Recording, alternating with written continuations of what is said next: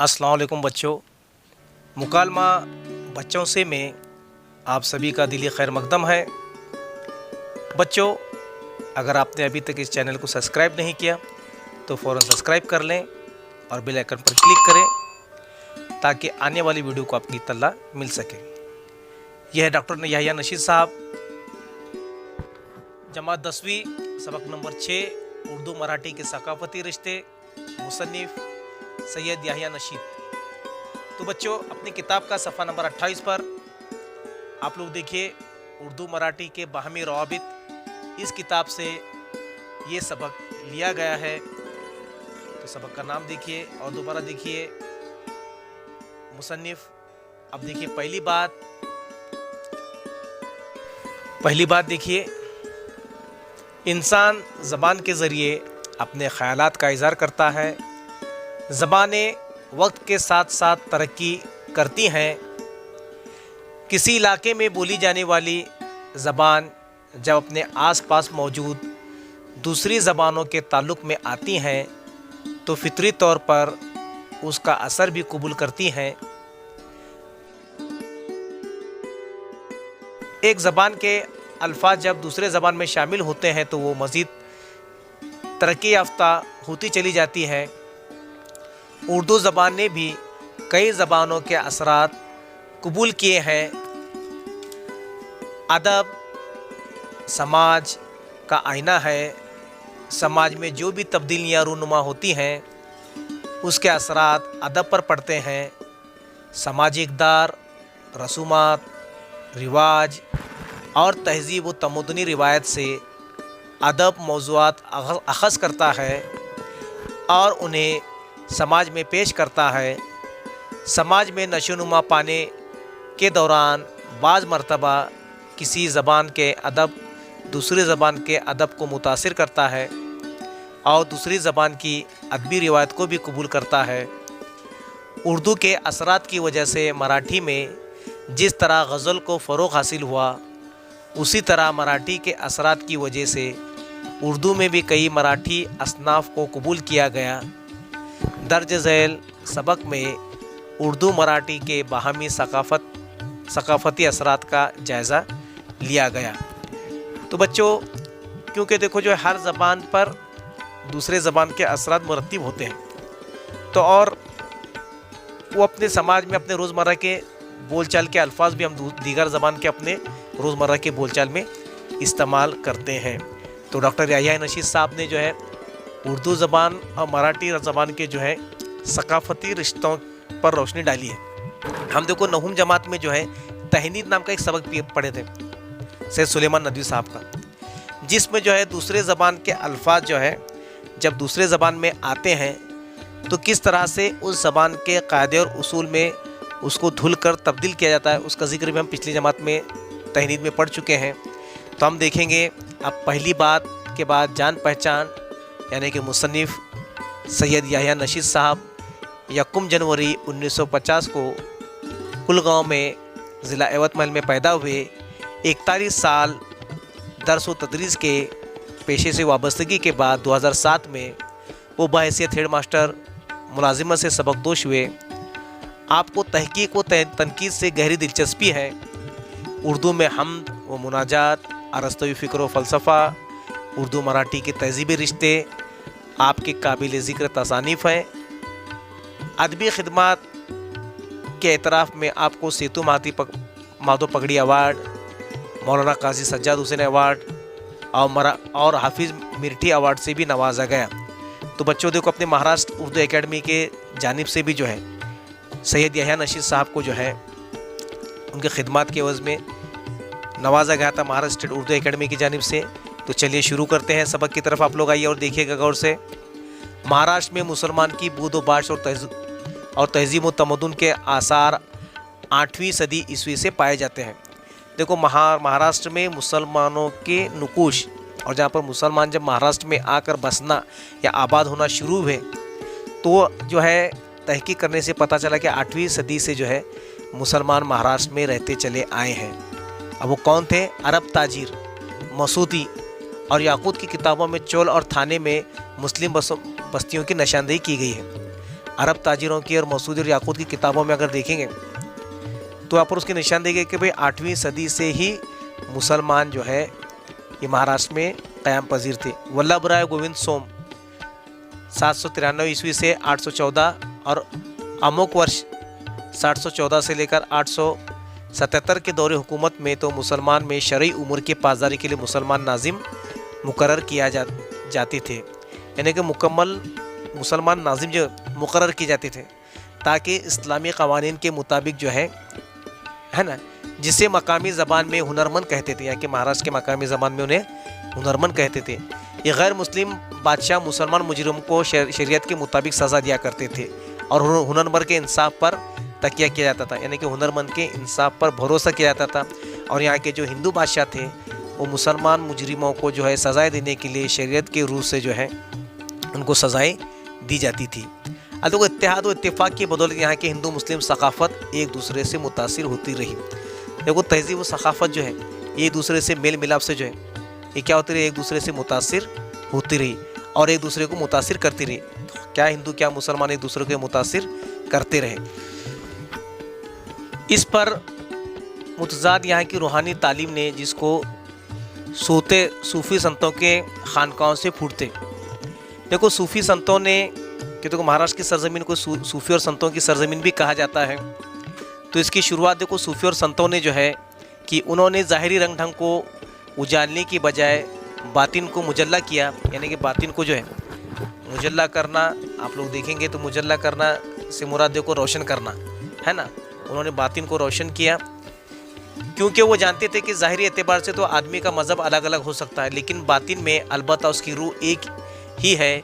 यही वजह है कि यहाँ खानकाहों में हिंदुओं के गुरु और मठों में मुसलमानों के मुर्शद आपस में हम रिश्ता दिखाई देने लगे थे। गर्ज के महाराष्ट्र में खुसरवाना जाओ जलाल दुरुशाना फ़िक्र हाल के माबैन यगानियत और भाईचारगी की नशोनुमा होती रही। देखो आपस में देखो एक दूसरे की भाईचारगी मेल मिलाप से एक भाईचारगी का माहौल पैदा हुआ।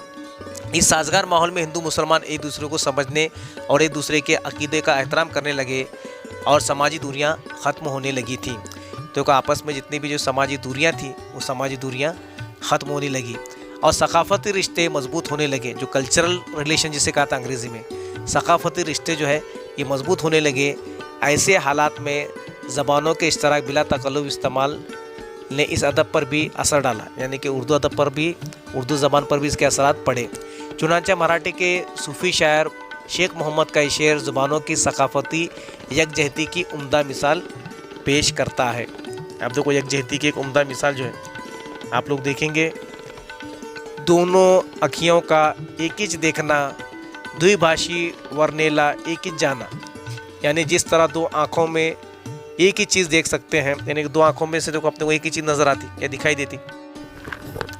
अगर आप देखेंगे इस दो ज़बान के मजमून जो है एक ही शेर में बयान किया गया। शेख मोहम्मद ने अपने बाद मराठी नज़मों में मिसरे मराठी का एक मिसरा मराठी का दूसरा उर्दू में लिखा। शेख मोहम्मद ने देखो एक मराठी का तो एक दूसरा उर्दू का मिसरा उन्होंने लिखा। इस तरह के शेरियत सनत को तलमी कहते हैं। इस शेरी सनत को तलमी कहते हैं। आप लोग भी पढ़ चुके हैं मुताद मरतबा सनत तलमी की तारीफ भी। इस दौर में उर्दू और मराठी ज़बान व अदब को करीब लाने की कोशिश काबिल तारीफ़ कही जा सकती है। यही रिवायत हमें मराठी संत शायर एकनाथ महाराज की नज़्म हिंदू तर्क संवाद में दिखाई देती है। हिंदू संवाद में भी दिखाई देती है एकनाथ महाराज के इसमें। उन्होंने रसूलुल्लाह सल्लल्लाहु अलैहि वसल्लम की एक नात भी लिखी है जो गैर मुस्लिम शुरा की नातिया कलाम का अव्वल नमूना है। एकनाथ महाराज का जो है नातिया कलाम का अव्वल नमूना जो है एकनाथ महाराज ने लिखा, आप सल्लल्लाहु अलैहि वसल्लम पर नात लिखी थी। इस तरह नफ़रत की बीखकुनी करने और तमाम नूह इंसान में भलाई और भाईचारा मोहब्बत पैदा करने के लिए मराठी ने इन संत शायरों के धर्म, ज़ात पात और ज़बान के इम्तियाज़ व तफूक से हटकर इंसानी फलाह का रिश्ता हमवार किया, यानी कि इंसानियत को लोगों को जोड़ने का काम जो है, मज़हब भले उनके अलग थे मगर इंसान से इंसान को जोड़ने का काम जो है इस साधु संतों ने किया, जिसे कहा था कि मुर्शदों ने जो है किया। बाहमी रफ़ाक़तों का सिलसिला उर्दू में भी पाया जाता है। चुनांचे 17वीं सदी के मारूफ बुजुर्ग सैयद अमीन ने मजजूब सालिकीन भी लिखी। इस किताब की तालीफ़ का सबब बयान करते हुए उन्होंने कहा था कि मैं चाहता हूँ कि वो चाहते थे कि भाई हिंदू मुसलमान मिलजुल कर रहे, है ना। सूफ़ी हर दो कौम के बीच दखनी ज़बान जो मेरे जीवन में आया कि मुसलमान ही रहूँ, हिंदू मज़हब लफ्ज़ान जमा कर कर के वास्ते सूफियान हर दो कौम के एक रिसाला बनाऊँ, यानी कि उर्दू और मराठी की जो है एक रिसाला बनाना जो है सैयद अमीन साहब की जो है कोशिश थी, समझे कि नहीं। उनकी कोशिश थी। सैयद अमीन ने अपनी किताब मराठी मुहावरों और कहावतों को बड़ी खूबसूरती से इस्तेमाल किया। शिवाजी महाराज के दौर के मशहूर संत रामदास स्वामी के शागिर्दों में शाह तुराब चिश्ती का नाम भी लिया जाता है। उन्होंने अपने शागिर्द उस्ताद की मशहूर मराठी किताब मनाचे श्लोक से मुतासिर होकर दक्कनी ज़बान में मन समझावन लिखी थी। तो अपने उस्ताद देखो जो रामदास स्वामी से मुतासिर कर मन समझावन नामी किताब भी जो है बोली तुराब ने लिखी थी, मन समझावन। इन दोनों किताबों की खूबी है कि उनकी बहर एक ही है और बाज़ मज़ामीन में यकसानियत पाई जाती है।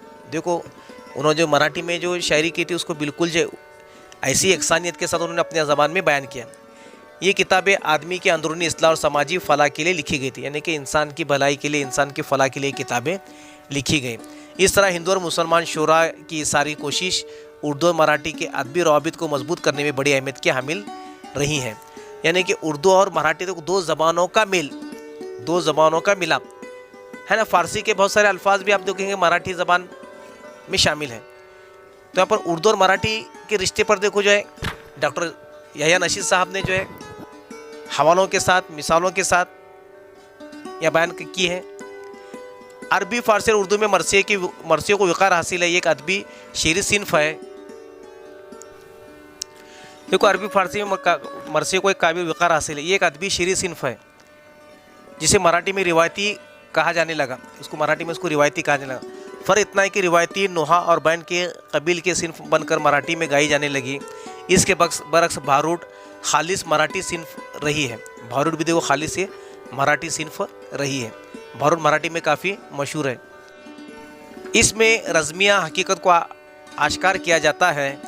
उर्दू में ख्वाजा बंदा नवाज़ गेसू दराज ने अपना रिसाला शिकारनामा इसी उसलूब में लिखा है। ख्वाजा बंदा नवाज़ गेसू दराज देखो गुलबर्गा में जो है ना, ये बहुत ही मशहूर वली थे। तो उनका ये जो है शिकारनामा जो है उन्होंने लिखा। मराठी में एकनाथ के भारूड काफ़ी मशहूर है। मराठी ज़ुबान में एकनाथ महाराज के भारूड काफ़ी मशहूर है। उर्दू मराठी की अदबी धारा को आगे बढ़ाने के लिए महाराज की सकाफ़त को भी अपने में समो लेते थे। यहाँ की सकाफ़त में फुगड़ी के खेल को मजहबी तक़द्दुस हासिल है। अब देखो फुगड़ी वगैरह ख़वातीन या छोटी लड़कियाँ वगैरह ख़ास तौर से फुगड़ी ये खेला करती है, तो उसको एक तक़द्दुस हासिल है। नाग पंचमी के त्यौहार में औरतें फुगड़ी खेलती हैं। देखो बच्चों के साथ साथ औरतें भी खेलने का यहाँ पर जिक्र है कि वो फुगड़ी वगैरह खेलती हैं। इस खेल में दो औरतें एक दूसरे के हाथ पकड़कर गोल गोल घूमती हैं। आप लोग देखे होंगे फुगड़ी का खेल वगैरह भी देखे होंगे। ये अपने महाराष्ट्र का एक रिवायती खेल है। घूमते हुए ज़मीन पर पाँव जमा कर और पुश की जाने जिस्मों का पूरा झुकाव होता है, इसलिए एक दूसरे के हाथ को मजबूती से पकड़ा जाता है। एक दूसरे के हाथ को मजबूती से, कोई बखूबी अंदाज़ा होगा हाथ छूटने के बाद क्या हाल होने वाला है। तो देखेंगे पूरी कुव्वत से घूमने की वजह से सांस फूलने लगती है और हु की आवाज़ मुंह से निकलती है। और फुगड़ी के खेल के इस निकात को जहन में रखकर उर्दू में बाज़ फुगड़ी नामे लिखे गए। तो हु की आवाज़ आती तो उर्दू ज़बान में भी जो है फुगड़ी नामे लिखे गए। एक कदीम दक्कनी शायर फरीद के फुगड़ी नामे में ज़िक्र दम की तालीम दी गई। एक फरीद नाम के दक्कनी शायर थे। चिश्ती सिलसिले के सूफ़ी में ज़िक्र दम की बड़ी अहमियत है। सांस अंदर लेते हुए अल्लाह और खारिज करते वक्त हु का विर्द इसमें किया जाता है।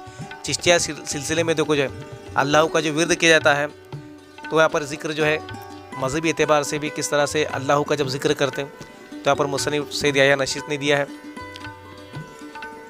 बाज़ सूफ़ी दोनों जगह अल्लाह अल्लाह के विर्द को रवा रखते हैं, तो बाज़ हु पर इक्तफ़ा करते हैं। फरीद ने अपने फुगड़ी नामे में इसी का जिक्र का रियाज कराया है। फ़कीरुल्लाह शाह ने अलबत्ता फुगड़ी नामे में कहा है कि जिस तरह फुगड़ी के खेल में हाथों के छूट जाने और पैरों के डगमगा जाने से दूर फेंके जाने का खदशा है, इसी तरह सिराते मुस्तकीम पर चलते हुए नफ्स और शैतान के वसवसों से पाँव डगमगा जाए और अल्लाह की रस्सी छूट जाए तो दोज़ख की अमी गड्ढे में गिर जाओगे। तो फ़कीरुल्लाह शाह ने बहुत अच्छी बात कही कि भाई जिस तरह से एक दूसरे को थामे रहते हाथ जो गिरने नहीं देते, तो बिल्कुल उसी तरह से इंसान को सिराते मुस्तकीम पर चलते वक्त को अल्लाह की रस्सी को मजबूती से थामे रखना है और अल्लाह के बताए हुए अहकामात पर हमको अमल भी करना है। मराठी लोक अदब में ज़ाते गीत मराठी में तो कुछ जाति गीत भी है, जिसे चक्की गीत भी कहा जाता है। गाने के रिवाज देखो, पुराने ज़माने में जो आटे की चक्की वगैरह नहीं थी, औरतें जो है घरों में बैठकर जो है बिल्कुल वो अपने गेहूँ वगैरह का आटा जो खुद वो पीसती थी। तो पीसते पीसते जो है औरतें अपने को थकन का एहसास ना हो, तो इसके लिए कुछ ऐसे चक्की गीत गाते थे, है ना। चक्की गीत पत्थर पर जो अनाज पीसा करती थी और थकान को दूर करने के लिए औरतें गाती थी। ये लोक गीत मराठी शायरी का एक जो हिस्सा बन गई। मराठी शायरी में बहुत सारे ऐसे मराठी के जो चक्की गीत आपको मिलेंगे। उर्दू में तालीमी निस्वां के लिए सूफिया कराम ने इसी कबीले गीत चक्की नामे के उन्वान से लिखे। तो चक्की नामे भी उर्दू में सूफिया कराम ने लिखे हैं। इसमें एक चक्की नामा ख्वाजा बंदा नवाज गैसुदराज रहमतुल्लाह अलैह से मंसूब है। इस गीत में कहा गया कि तन की चक्की को शरीयत की कील पर ईमान के दस्ते के सहारे इतना घुमाओ कि सौतन शैतान थक जाए, कि तन की चक्की को इतना शरीयत पर अमल करो, इतना अमल करो शरीयत पर कि शैतान भी थक कर उसको बहकाना छोड़ दे। इससे पता चलता है कि औरतों की मिजाज और उसकी नफ्सियात को पेश नज़र रखकर ही इस तरह के चक्की नामे लिखे गए हैं। तो औरतों के मिजाज को मद्देनजर रखकर चक्की नामे उर्दू ज़बान में लिखे। मगर मराठी ज़बान में जो है एक अच्छा खासा जो है ख़जाना मौजूद है चक्की गीत का। मीराज और फारूक दकनी के चक्की नामे उर्दू के लोक अदब में शुमार किए जा सकते हैं। इसके अलावा तरबियती निस्वां के लिए जिस तरह मराठी में पालना गीत, जो बच्चा देखो छोटे बच्चे थे उनको जिसको झूले में डालकर जो थे उसको भोपाली वगैरह भी लिखे गए। उर्दू में लोरी नामे, झूला नामे, स्वाग नामे जैसी नज़में औरतों की इस्लाह के लिए लिखे गए हैं। उर्दू में इस अदबी सकाफ़त को मराठी की तकलीद कहा जा सकता है। कि देखो पालना गीत वगैरह जो मराठी से जो हम भी जो है लोरी वगैरह भी उर्दू ज़बान में लिखी गई बच्चों के लिए। इन मंजूमात में अगरचे अदबियत की कमी है, लेकिन अवामी अदब में इसका एक मकाम मुस्लिम है। ये ख़ासा मकाम तो नहीं पैदा कर सकी, मगर अवामी अदब जिसे लोक अदब कहा जाता है, लोक अदब में जो है इसकी अपनी अहमियत है। तो बच्चों जो कम वक्त में जो एक छोटा सा सबक पढ़ाने की कोशिश की गई,